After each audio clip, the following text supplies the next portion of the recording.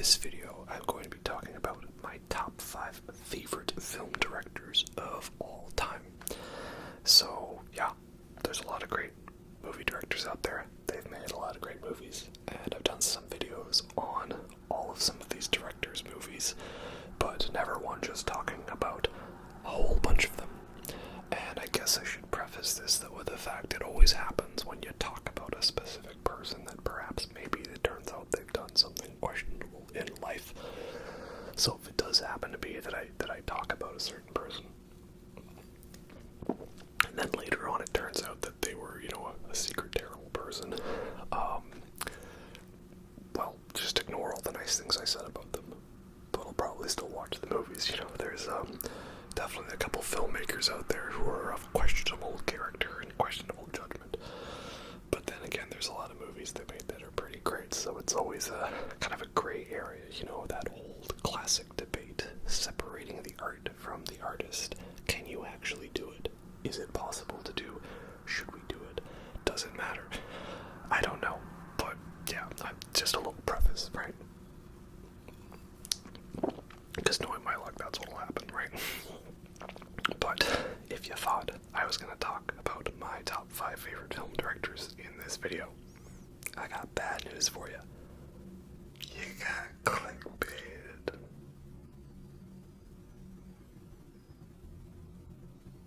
We're doing a top 10, but also there is a second top 5 hidden in this list. You see, I was looking over my favorite directors, right? And some of them have lengthy 40-plus year-long careers spanning all kinds of films, all different wide varieties. Some of them have so many great films that I haven't even seen all of them yet. But then you got some film directors that have only been around for less than the past 10 years, and they've only done 2 or 3 films. So if I was going by averages, those new guys would have no contest compared to the old ones, because some of the old classics have definitely released a dud or two here. Eventually it happens. And then these new ones, they've only had 2 or 3 films to screw it up, and they haven't yet. So who's to say they might? You know what I'm saying, right? It seems weird to compare those two types of directors, right? If you only ever make one film and it's a masterpiece, does that make you the better director than the director that's made 20 films and 12 of them were masterpieces and 6 of them were half decent and 2 of them sucked, right? So we're gonna go over my top 5 favorite newer directors. That is the ones who have made only 2 or 3 films in the past couple of years, right? A smaller criteria, a smaller resume from which to work from. So, on that note, a couple of honorable mentions first. Ari Aster, who has done Hereditary and Midsommar, and has a new movie, Disappointment Boulevard, hopefully in the works soon. Love his style. He really gets that whole atmospheric horror in his films. I loved Hereditary, and Midsommar is a masterpiece, certified classic. Can't wait to see what he does next. And also Jordan Peele, who has done Get Out, Us, and Nope. I have loved all 3 of those movies. All 3 of them have so many layers to them and many details. Clearly the hallmark of a worthy director. I'm always looking forward to see what he puts out next. Nope is probably going to be on my favorite movies of the year list, as long as something else doesn't come out. So yeah, he's great. Can't wait to see what he does next. I'm just maybe hoping he doesn't get too typecast into being a horror director, A lot of the great directors, they did meddle in other genres, so we'll see what he comes up with there. So then, number 5 on the list, the main list, is Jennifer Kent, who the main movies I know her for are The Babadook and The Nightingale, and those are both great movies. Babadook was easily one of the most refreshing horror movies in years when it came out, and I still think it holds up. It is not everyone's cup of tea for its style, but I think it is truly scary. And she also did The Nightingale, which is not a horror movie. It's like a revenge movie set in the Australian colonies in 1800s, I think. and that one is very, very good. I think I like that one more than The Babadook. Again, not a horror movie, but some pretty horrific stuff in that movie. If you've seen it, you know what I mean. It's a very well done and important film. And in terms of movies where you hate the antagonist so much, you just really want to watch them be unalivened, that movie is up there, that's for sure. She's also done an episode of the Del Toro Cabinet of Curiosities show, and it was a pretty good episode. The murmuring wasn't my favorite of the bunch, but it was cool to see her work again with Essie Davis, who is the main actress in The Babadook. So yeah, she's great. Can't wait to see what she does next. Then number 4 is, well, ironically, another director who contributed to Guillermo del Toro's Cabinet of Curiosities, and that is Panos Cosmatos, or Cosmatos. And he has done Beyond the Black Rainbow, which was basically the original version of Stranger Things, and Mandy, which I think is his more well-known movie, a kind of acid-inspired nightmare trip, part horror, part drug movie, part action movie. Yeah, it's crazy, it's all over the place. And he also did the most drug-fueled, acid-trippy episode of Cabinet of Curiosities. So I love his style. It's so retro and over-the-top film grain and movie references, and I think he's working on some kind of strange movie called, like, Necronomiconos thing. I think Cthulhu flag. I don't remember what it's called, but it's got a crazy name to it. So yeah, he's great. Love his style. Perfect 80s throwback. Just so over the top, and I like how he was kind of doing the 80s throwback retro revival before it was real big mainstream, you know. I'm not saying that Stranger Things would exist without Beyond the Black Rainbow, but I'm saying that Stranger Things owes a lot of its inspiration to Beyond the Black Rainbow. So he's great. Can't wait to see what he does next. Then at number 3, we have Damien Chazelle, who I mainly know for Whiplash and La La Land, which are 2 amazing movies. He also did First Man, which I still have yet to see, but I'm sure that's probably great. And then he's got a new movie coming out at the end of this year, which I haven't seen yet, Babylon, which looks like Wolf of Wall Street, but on even more drugs. So I like his style because it's very fast-paced and in-your-face quick cuts, but it just keeps you invested in the movie the whole time. And again, he really knows how to nail the ending of a movie, just an ending that makes you just, bam, yeah, that was a great movie. So yeah, again, he's on the verge of being a little more not part of this list because he's about to have his 4th film out. But for me, I've only seen 2 of them, and I can't see the 4th one yet because it's not out yet. So Damien Chazelle goes on the list for his amazing movies. At number 2, we have Alex Garland, who is mainly known for, well, funny enough, he did some screenwriting for movies like 28 Days Later, I believe, and that's a great movie. But for directing, he did, only 2 of the best sci-fi movies ever, Ex Machina and Annihilation. Both are great. I think I like Annihilation more, and that one was my favorite movie of that year. And it's very underrated because it kind of just came and went. I really wish it had gotten more attention, because that movie is like part Stalker Tarkovsky, part John Carpenter, The Thing body horror, part Lovecraft craziness, wrapped up all into one amazing package. Phenomenal performance from Natalie Portman. Almost her best performance besides Black Swan, of course. Yeah, masterpiece. And then he just had a new movie, Men, come out. And that one was also great. I really need to watch it again to, digest all of what it could be about. And yes, some elements of it give it that very kind of, A24 parody as written by algorithm movie. But I really like that one. And it was nice nice to see him branching out besides just doing science fiction and proving that, yeah, he can still direct some pretty weird WTF horror movie sequences. Though it was funny that there was that part of Men where I was thinking, oh, this is just a prequel to Elden Ring because of the 2 fingers and the 3 fingers, you know. So he's great too. Can't wait to see what he does next. I'm glad that he didn't get totally, like, shut out and ignored after Annihilation, because I remember that movie was, like, controversially, like, sold to Netflix. And it barely got a theatrical release. Here I was able to go see it in theaters. That was a great experience. But for a lot of places around the world it wasn't, and so I kind of thought, oh, maybe that's it. He's done. But he is not. He's still going strong. And that brings me to number 1. My favorite modern director, who is slightly newer, is of course Robert Eggers. The Witch, The Lighthouse, and The Northman. Like, yeah, that's about as perfect of a resume as it gets, you know. If we were just ranking resumes on, like, averages and not just overall, like, yeah, he'd be up there for sure.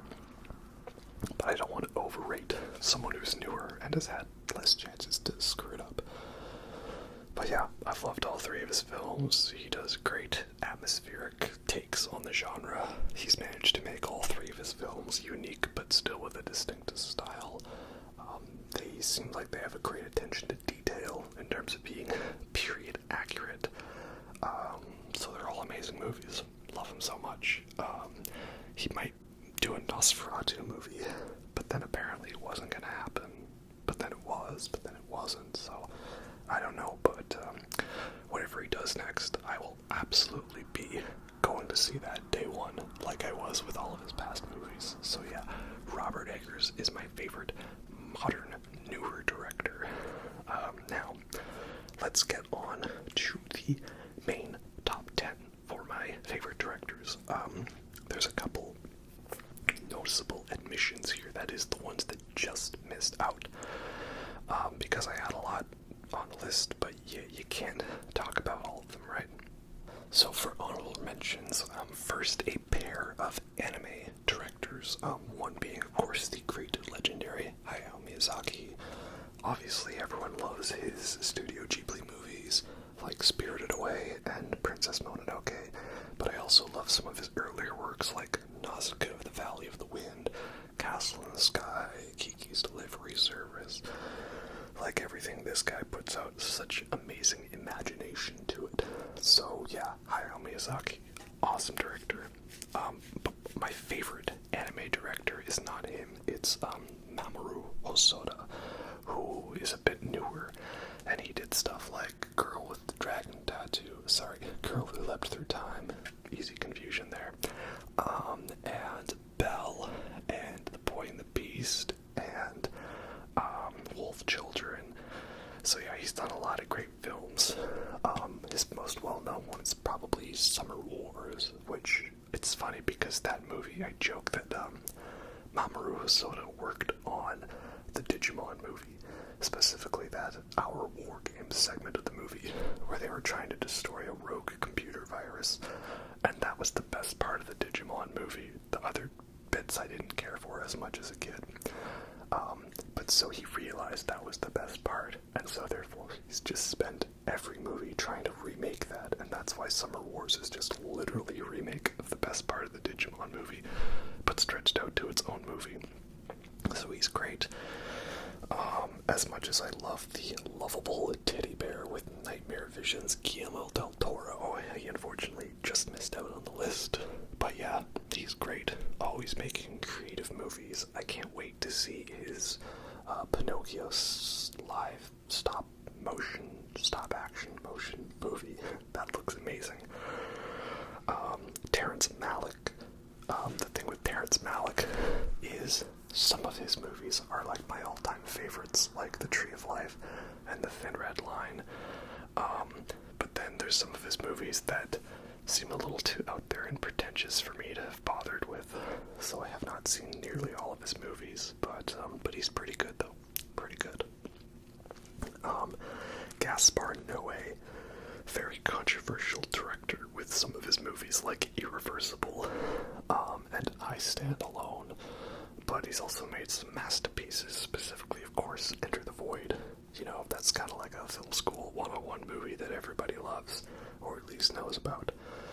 So yeah, it's kind of tough because I do love his style and everything, but also, yeah, not all of his movies are ones I'm just gonna throw on to watch, you know.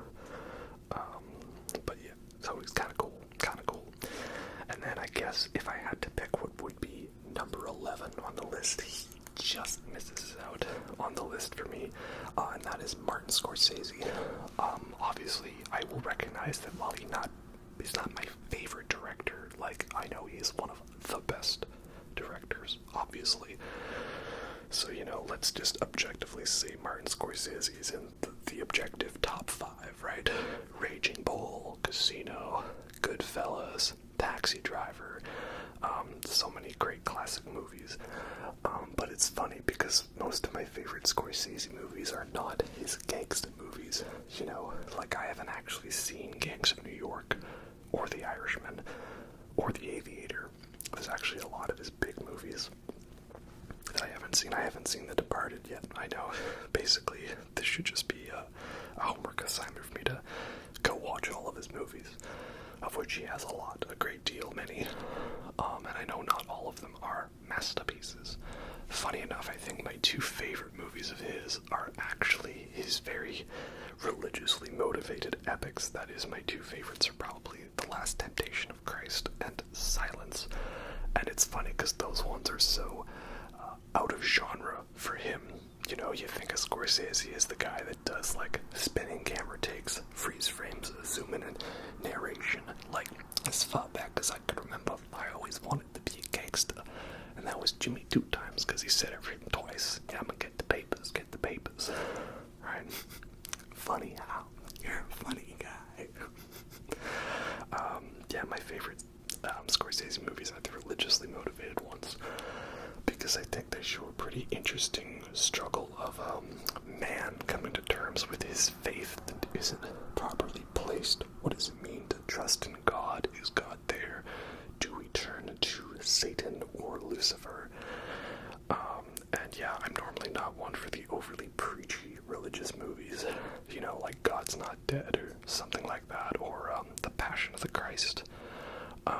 But when you have a movie like this, it's a really good job of kind of just presenting it the way it is and asking us what do we feel about it, you know?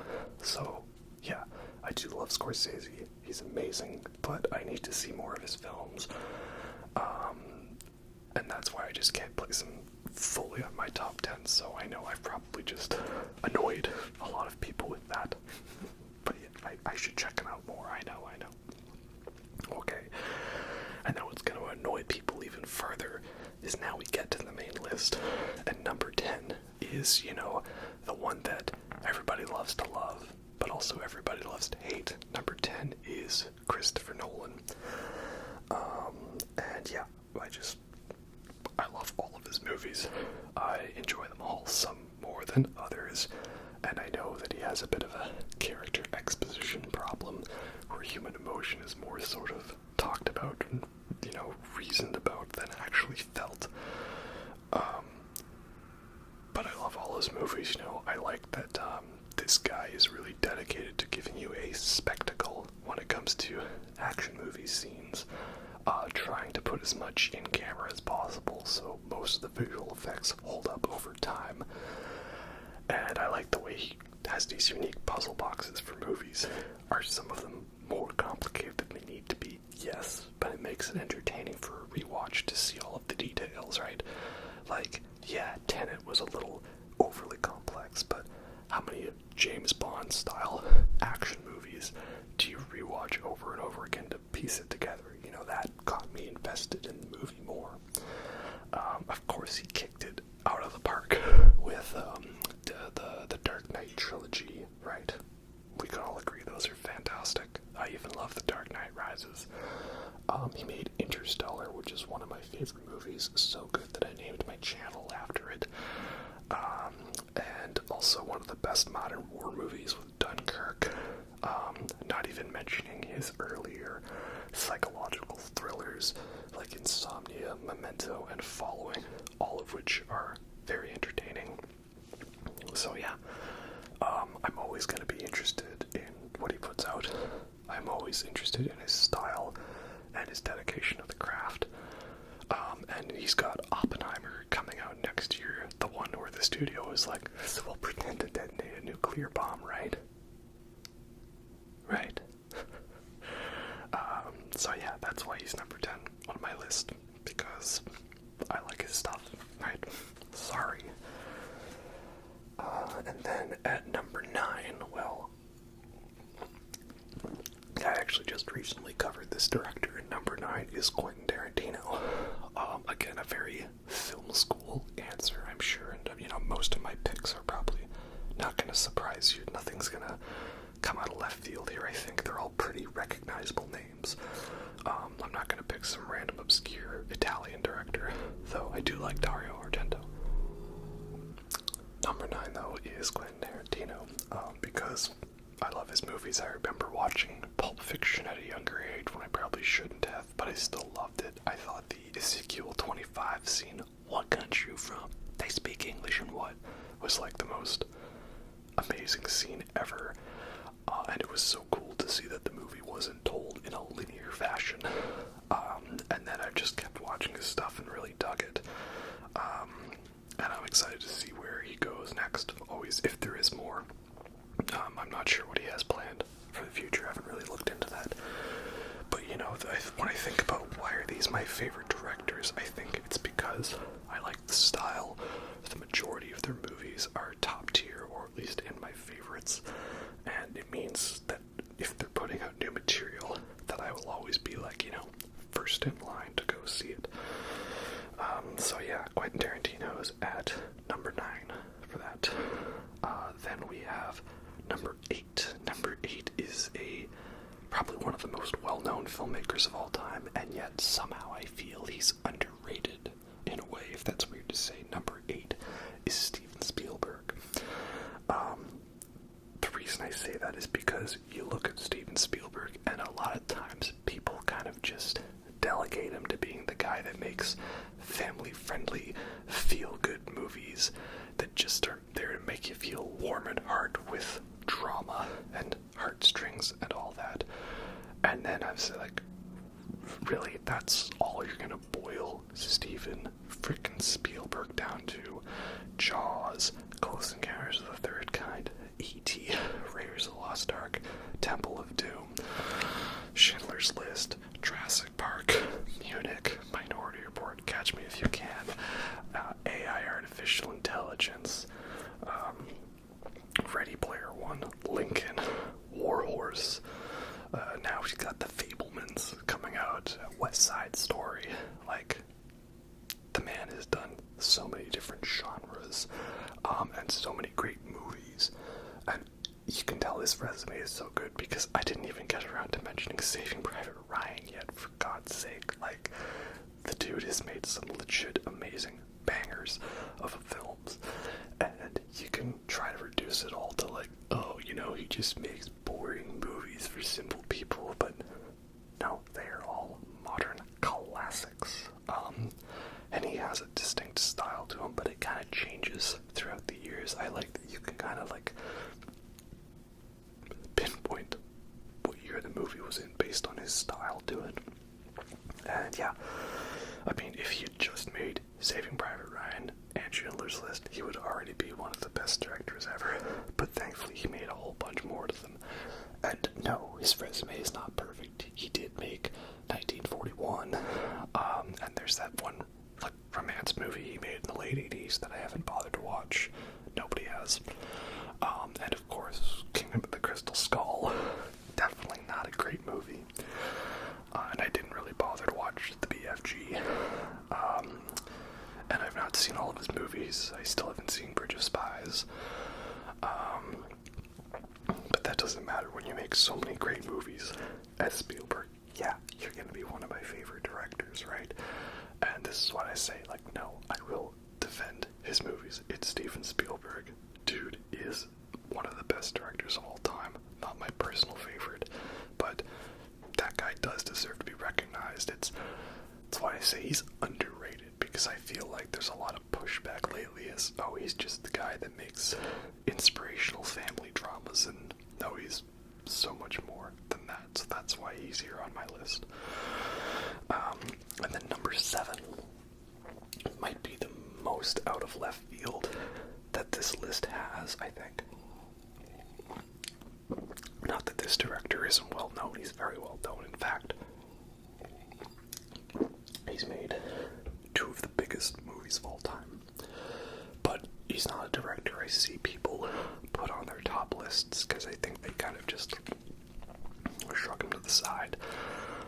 And yeah, so my number 7 is James Cameron. Why? Because if we don't count Piranha 2, because I'm pretty sure he was brought onto that movie partway through making it, so it doesn't really count, but it does, but it doesn't.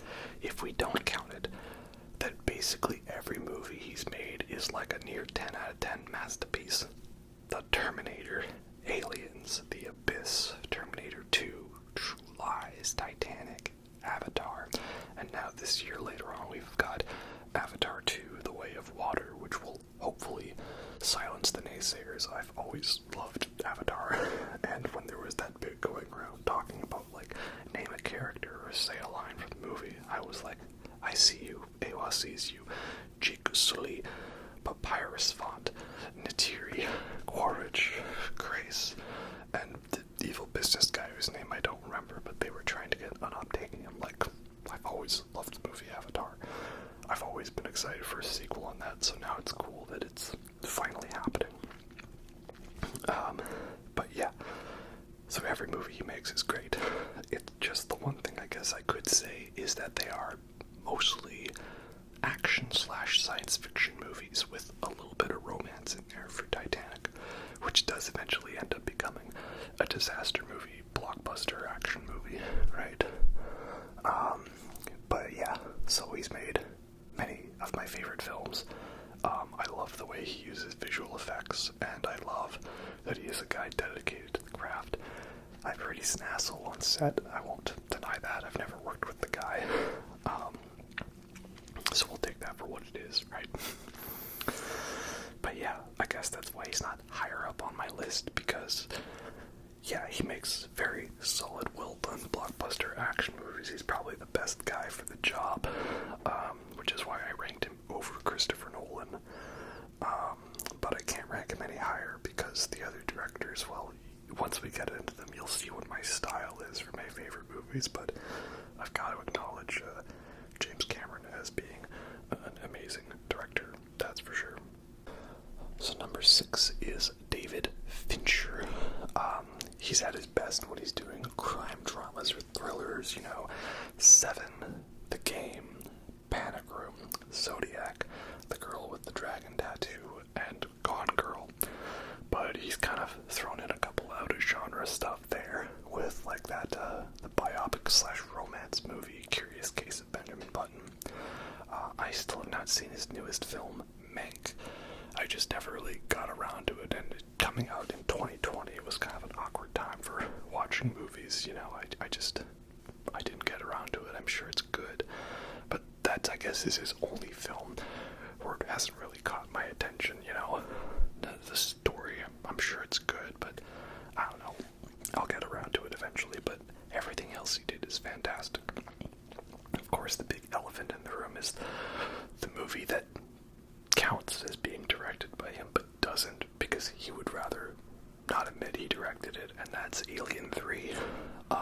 And again, I actually really love Alien 3 a lot, but the version I love is the assembly cut of the film, which was, you know, not made by him. It was like the people putting it together, trying to get it close to what they think his vision for the film was. But of course he had no involvement in that because he refused to do a director's cut. He said if I wanted to do my vision, I'd have to start the project from scratch. And he refuses to do interviews or commentaries or anything about it. So, you know, if I ever could meet David Fincher, I'd like to tell him, just so you know, I think you did a good job. That's all I'll say. But again, does it count? Does it? I don't know. he also made this other great movie in the late 90s. It was some movie where I've got a poster of it over there, and it's something about it's got the rules on it, and I'm not supposed to talk about it. And the second rule on that poster is that I'm not supposed to talk about it. So yeah, he makes a lot of great movies, and I love his style, the way he uses visual effects in subtle ways that you wouldn't notice it was visual effects. Especially in Zodiac, it's kind of crazy to watch the behind the scenes of that film and see how much of it was actually CGI'd and you didn't even notice. So yeah, he's a really great director. I love everything he does. It's just basically like, why is he up higher than these directors? It's kind of hard to say, but I remember like a long time ago when I was first really getting into movies, if you asked me my top three, the top two were still the top two that you're going to see on this list, but the third original spot was David Fincher. It just seemed correct to me, you know? So that's why he's here at number 6, because I have found a couple other directors that I've put above him at this point. But yeah, he's really great. Hopefully he does more crime drama stuff next. I'd like to see more of that from him. And that brings us to number 5.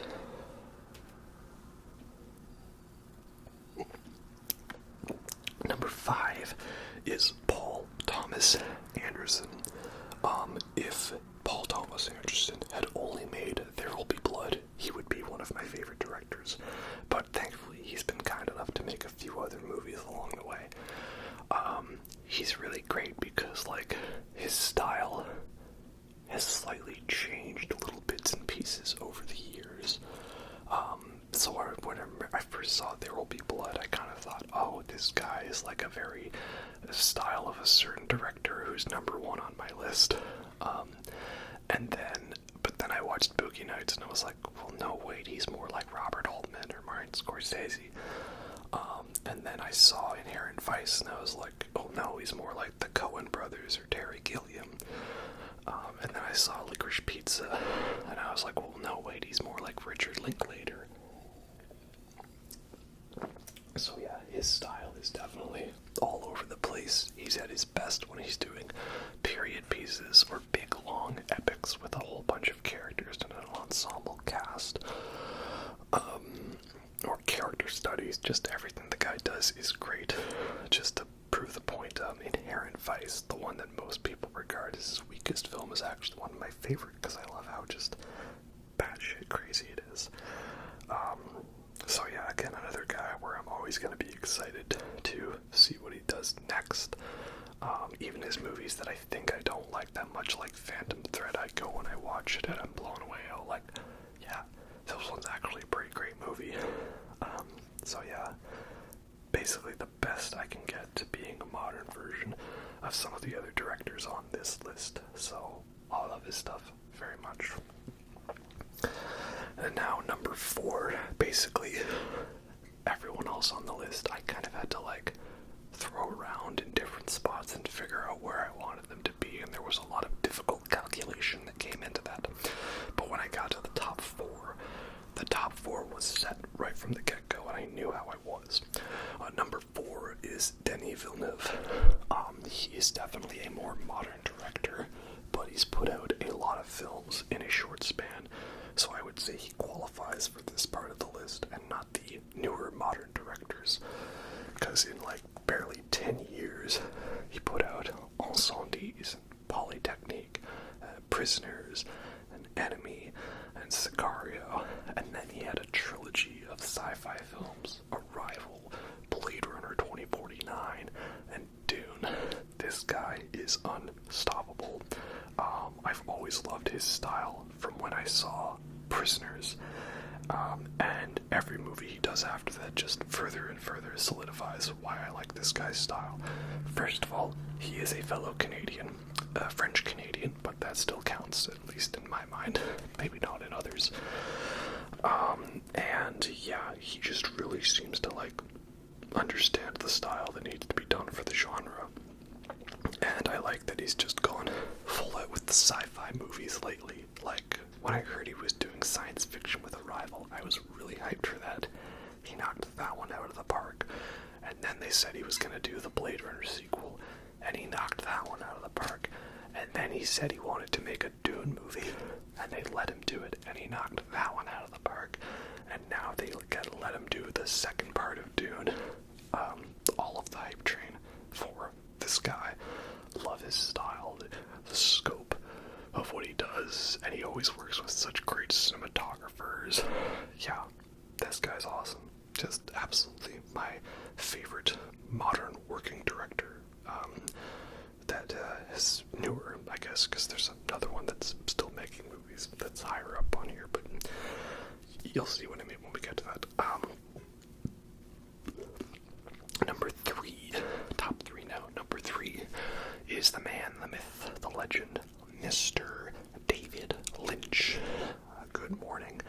It is Tuesday today, on the eve of November the whatever day it is I'm filming this. Golden sunshine all along the way. Everyone, have a great day. So David Lynch is fantastic. He's the best director at capturing the idea of being in a dream. He does such a great job of the dream reality being reality, you know. Stuff doesn't make sense, but it's not supposed to, because it's all based in dreams, like the Roy Orbison song. So his movies are like brain-bending and you can't understand them. But even though they're not horror movies, they're still scarier than most horror movies. But they also will hit you in the surprise feels with lots of elation of emotions. Yeah, this guy does it all. Like, Mulholland Drive is one of my top 5 films of all time. Inland Empire is underrated.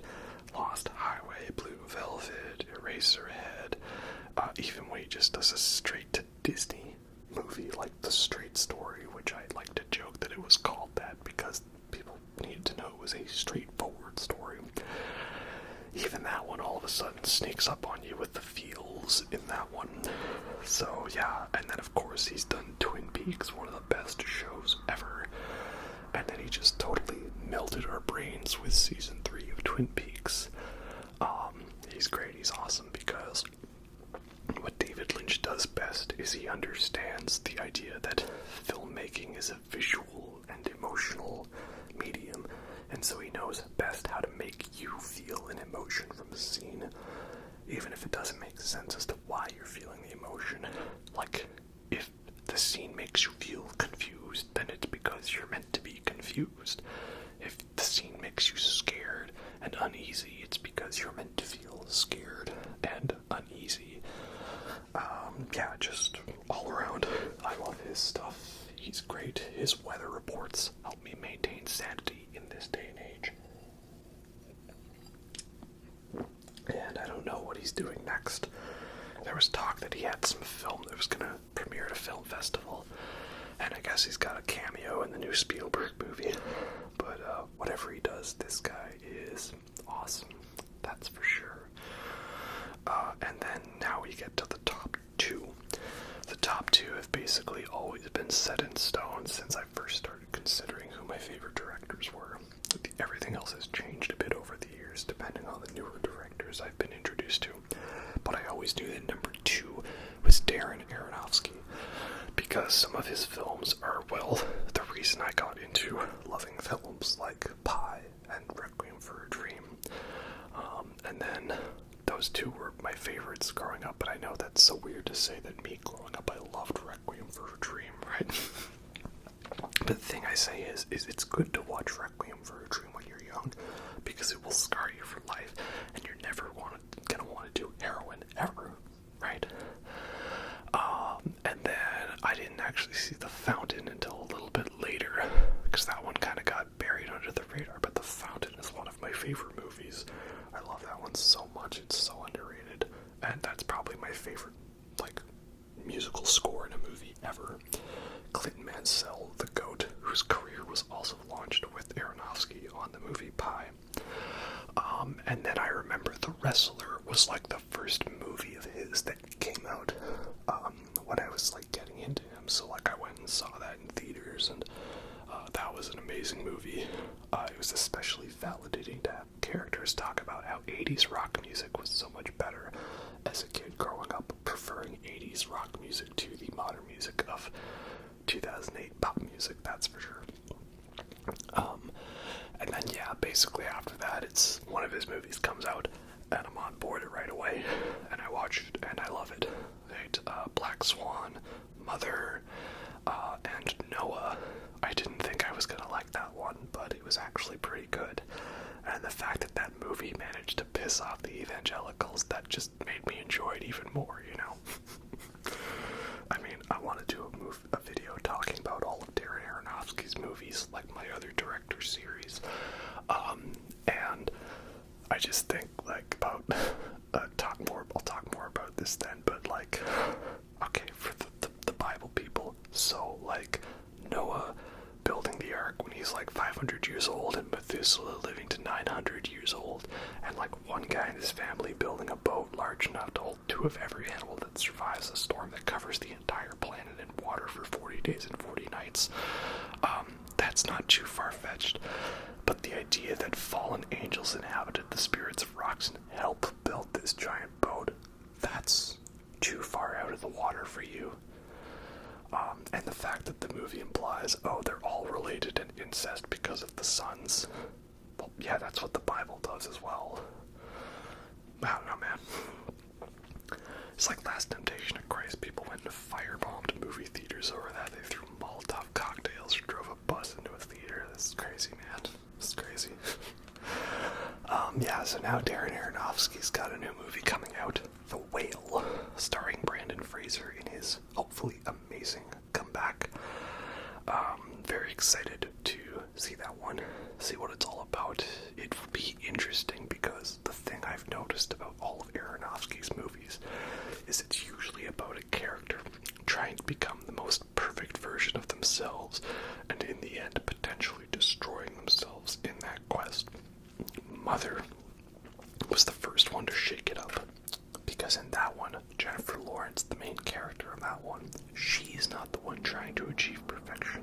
It is Javier Bardem's character who's the one trying to achieve perfection, but he's not the main character. He's like the secondary character. So I thought that was a nice change of pace. So I don't really know how The Whale is going to fit into this theme of a character trying to achieve perfection, because if anything, from what I've heard in the trailers, it looks like a character trying to achieve the opposite of perfection. They just want to destroy themselves, shall we say. So yeah, at the time of filming this, I've not seen that movie, but I am very hyped for it. Yeah, so I've always loved Darren Aronofsky just from 2 films, and every other film he's put out after that has also impressed me equally. So yeah, I love his style. It was a huge influence on me growing up, the way I approached watching movies and making stuff of my own. And yeah, always excited to see what he does. But there is one director who is my more favorite one, and I mean, well, you see I had the Black Swan poster there. Well, what's the other filmmaking poster that I have around? Well, I mean, you can't necessarily see it in the shot sometimes it's in frame, sometimes it's not, depending on how I set up the camera. But there is another movie of his that I can't point to properly that is back there. And yeah, I know, it's a total generic answer. I know, and I warned you. No surprise at all, my favorite filmmaker is, of course, Stanley Kubrick. Kubrick. I've heard people say both. I say Kubrick. Might be wrong. I was saying Chuck Schuldiner for a while, not knowing it was Chuck Schuldiner. Stanley Kubrick is my favorite film director. Why? Because 1, he made my favorite movie of all time, 2001: A Space Odyssey, and 2, I love everything he does, and I love his style. He was always trying to do a different genre with every film and expand the bounds of filmmaking, and the cold, clinical perfectionism to it is just so entertaining to watch. I can just throw on any of his movies and start watching it no matter what. Like, I randomly decided I was watching Eyes Wide Shut the other day because it was close to Christmas, and that's one of my favorite Christmas movies. And even though that movie's like nearly 3 hours, it went by like it was nothing. And his films are so intriguing to pick apart. And I'm not gonna make, excuses for some actors and actresses that were infamously mistreated on his sets. I don't think he really needed to do that, And I think everybody else regrets sort of being a bystander in those situations. Though some of them, like Shelley Duvall, have come forth and said, like, well, I don't regret doing it. I wouldn't do it again, but I kind of understand. So, I don't know. It is a tough thing to say. Yeah, Kubrick was definitely an asshole to a lot of people, that's for sure. But in terms of the films he made, I really do love these movies a lot. Paths of Glory, Clockwork Orange, Barry Lyndon, The Shining, Full Metal Jacket, Doctor Strangelove, Lolita, Spartacus is alright, I guess. And some of his earlier movies, like The Killing, are pretty good and underrated, I think. So yeah, I know, it's a very generic answer, but it is the correct answer, the one that I've always known. Knowing what your favorite of something is, you shouldn't have to do calculus for it. You should just know, like, hey, what's your favorite film? 2001: A Space Odyssey. Okay, what's your favorite color? Orange. What's your favorite chocolate bar? Oh, Reese's peanut butter cups, if that counts. Or Mars bars. I like Mars bars. What's your favorite director? Oh, Stanley Kubrick. It's just like that. It is effortless. So those are all of my favorite directors on the list. There's definitely a couple that I've left out. Or there's some directors where I feel that, like, I just haven't seen enough of their movies to have considered them for the list, some of them that just missed the mark by a bit. So I'd like y'all to sound off in the comments who your favorite directors are, and let me know how you're gonna crucify me for not making my list like your list. And don't forget to check out all of my other videos where I talk about some of these directors' films in